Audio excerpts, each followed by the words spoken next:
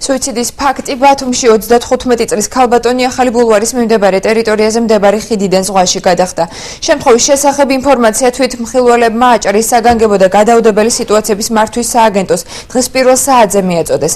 მაშველი ქალბატონის წყლიდან გამოყვანას რამდენიმე წუთის განმავლობაში ცდილობდა, თუმცა ძლიერი ღელვის გამო ქალის გადარჩენა ვერ მოხერხდა.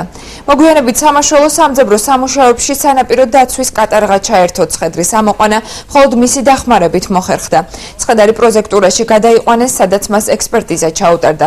თვითმკვლელობის მოტივი ამ ეტაპზე უცნობია, გარდაცვლილი ანგისის დასახლებაში ცხოვრობდა. ამინდის გაუარესების გამო იყო ტალღები, ამიტომ ვერ იქნა იმის დროულად ამოყვანა.